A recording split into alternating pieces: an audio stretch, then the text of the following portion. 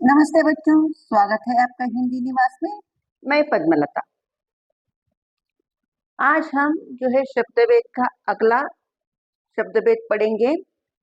तो वह समझाने से पहले मैं आपको यहाँ पे कुछ वाक्य बताती हूँ। पहले उन वाक्यों को ध्यान से देख लीजिएगा। देखो बच्चे, वाक्य देख लीजिए। स्कूल के सामने मंदिर है। दूसरा वाक्य है घर के चारों ओर पेड़ है। तीसरा वाक्य है शेर गुफा के अंदर है। बंदर छत के ऊपर बैठा है। तो यहाँ इस वाक्य में हमने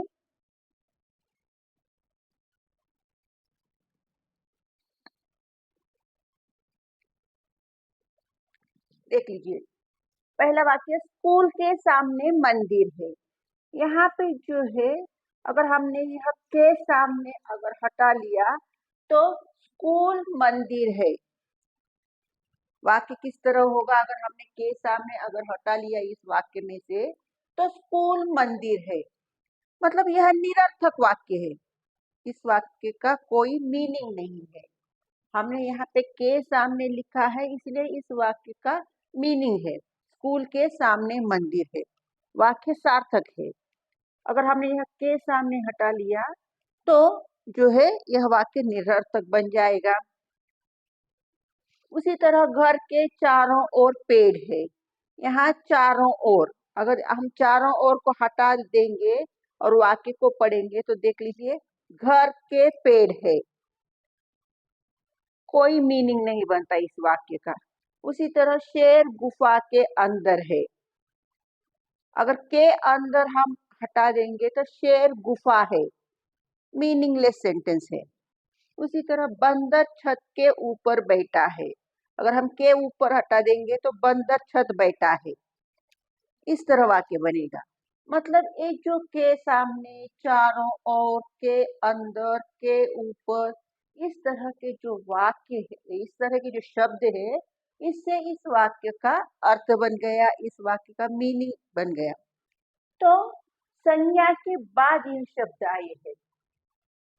स्कूल संज्ञा है तो संज्ञा के बाद यह के सामने आया है।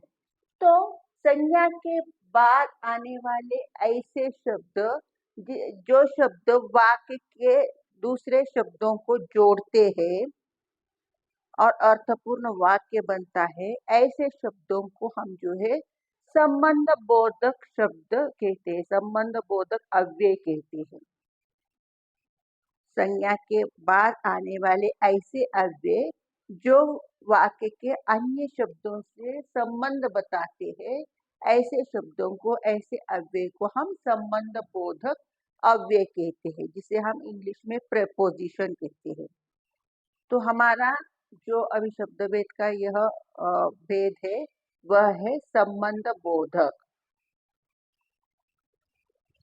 देखो बच्चों, संबंध बोधक अव्यय की परिभाषा देख लीजिए। जो अव्यय संज्ञा या सर्वनाम शब्दों के बाद आकर उनका संबंध वाक्य के अन्य शब्दों के साथ बताते हैं, उन्हें संबंध बोधक अव्यय कहते हैं। यह इसका डेफिनेशन हुआ। जैसे बगैर, पर्यंत, द्वारा, और, अपेक्षा आदि। आदि माने एक्सेट्रा। या इसके पहले मैंने जो आप लोगों को वाक्य दिए थे, वो वाक्य स्कूल के सामने मंदिर है, शेर गुफा के अंदर है, घर के चारों ओर पेड़ है, यह भी वाक्य जो है संबंध बोधक वाक्य कहते हैं। तो यह इसकी परिभाषा हुई। तो संबंध बोधक शब्दों को जो है हमने 3 वर्गों में, यानी 3 पार्ट्स में डिवाइड किया है। तो वह किस तरह डिवाइड किया है ये हम अब जान लेते हैं। अगर किसी को नोट डाउन करना है तो नोट डाउन कर लीजिएगा।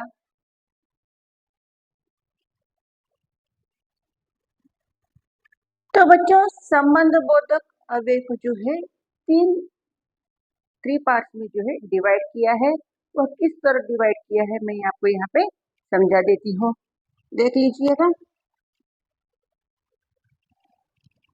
देखो बच्चों, संबंध बोधक अव्यय को जो है 3 पार्ट में डिवाइड किया है, प्रयोग के आधार पर, व्युत्पत्ति के आधार पर और अर्थ के आधार पर।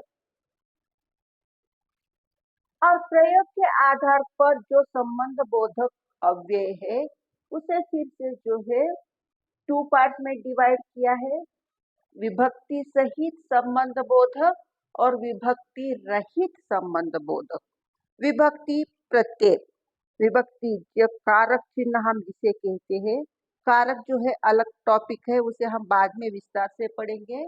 तो विभक्ति चिन्ह जो है, तो विभक्ति के साथ संबंध बोधक अव्यय और विभक्ति के बिना, रहित मीन्स बिना, तो विभक्ति रहित संबंध बोधक अव्यय, उसके एग्जाम्पल्स जो है हम इससे पढ़ेंगे बाद में।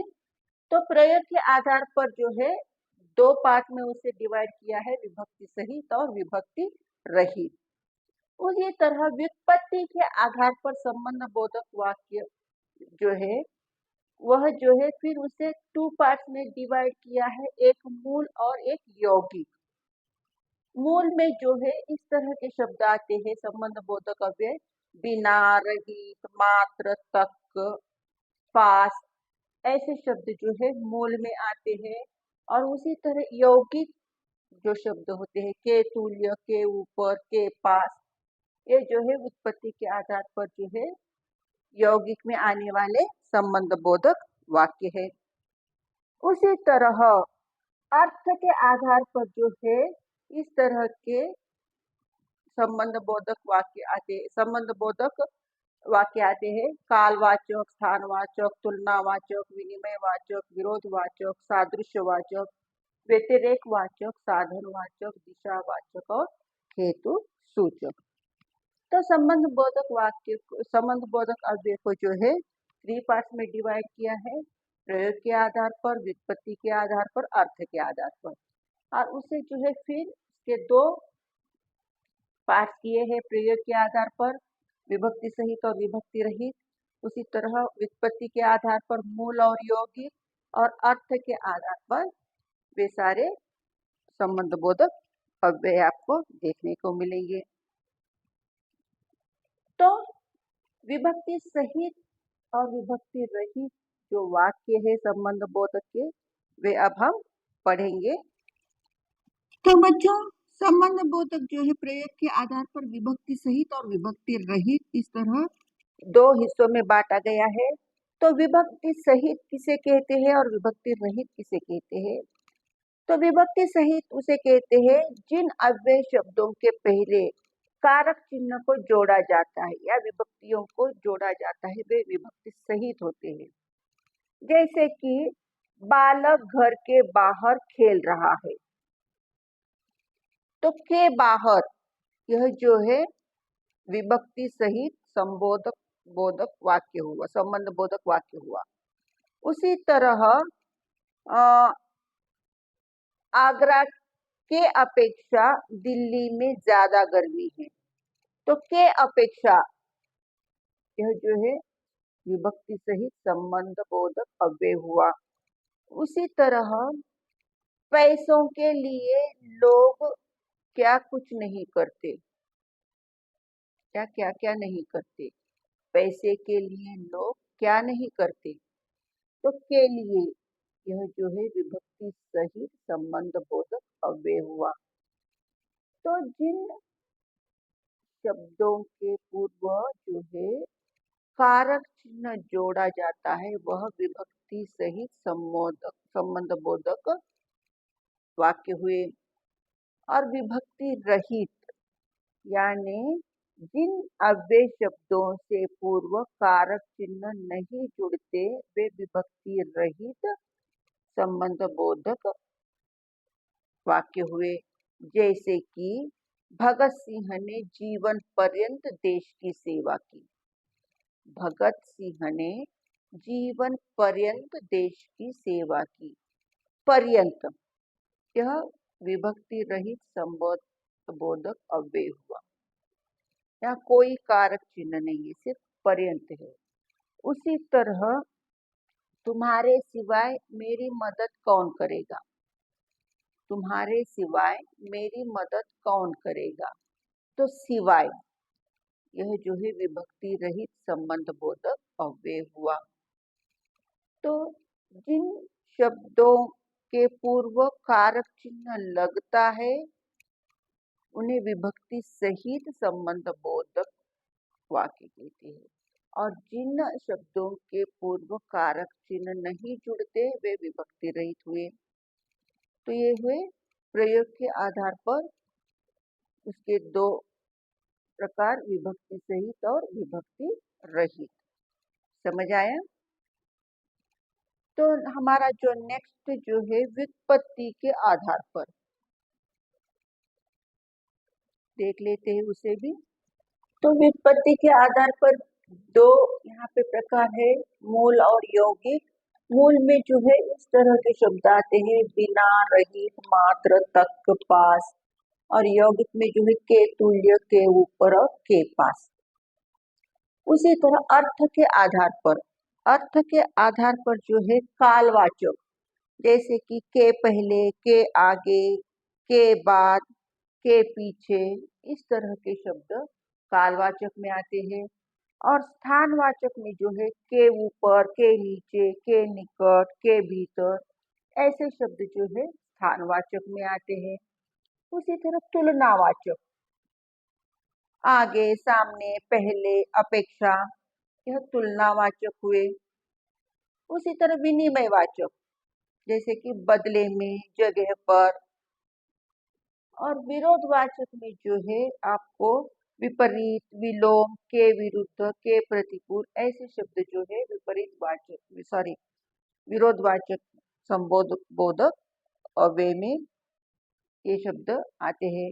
उसी तरह सादृश्यवाचक में जो है समान, तुल्य, की तरह, के सदृश, ऐसे शब्द जो है सादृश्यवाचक में होते हैं।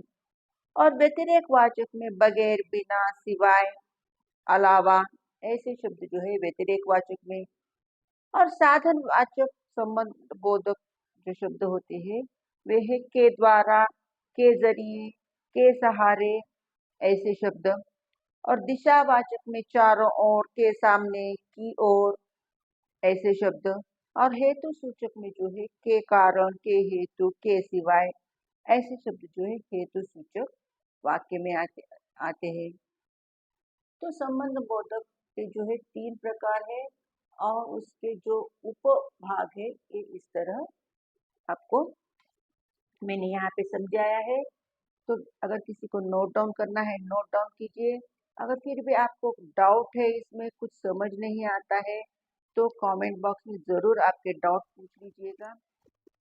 तो बच्चों, संबंध बोधक और क्रिया विशेषण में जो है अंतर है, फर्क है। तो वह किस तरह का फर्क है ये मैं आपको बताती हूँ।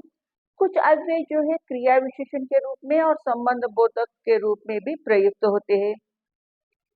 और महत्वपूर्ण बात यह है, अगर ये अव्यय क्रिया की विशेषता बतलाते हैं तो वह क्रिया विशेषण कहलाते हैं।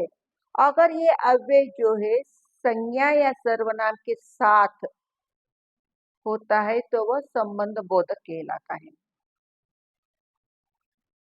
मतलब ऐसे शब्द, अगर वह शब्द क्रिया की विशेषता बतलाता है तो वह क्रिया विशेषण कहलाते हैं। अगर वह शब्द संज्ञा या सर्वनाम के साथ प्रयुक्त होता है तो वह जो है संबंध बोधक अव्यय कहलाता है। फॉर एग्जाम्पल, भीतर चलो। भीतर चलो, इसमें जो है भीतर शब्द जो है क्रिया विशेषण है। अगर उसे शब्द को हम इस तरह प्रयोग करते हैं, घर के भीतर बैठो, घर के भीतर बैठो, तो यहाँ के भीतर जो है संबंध बोधक कहलाएगा। हमने संबंध बोधक की परिभाषा पढ़ी थी। संज्ञा या सर्वनाम के बाद जो शब्द आते हैं और उनका संबंध जो है वाक्य के दूसरे शब्दों के साथ होता है वह संबंध बोधक वाक्य कहलाता है। तो घर के भीतर बैठो, तो के भीतर जो है संबंध बोधक वाक्य हुआ। अगर भीतर बैठो इस तरह सिर्फ बताया जाएगा तो भीतर जो है क्रिया विशेषण हुआ। समझ आया? संबंध बोधक और क्रिया विशेषण में जो अंतर है वह। तो आशा करती हूँ आपको यह टॉपिक जरूर समझ आया होगा। अगर आपको यह टॉपिक समझ आया है तो लाइक कीजिए, शेयर कीजिए, सब्सक्राइब कीजिए और अपने दोस्तों से भी सब्सक्राइब करवाइए। फिर नए टॉपिक के साथ मिलते हैं, तब तक के लिए धन्यवाद।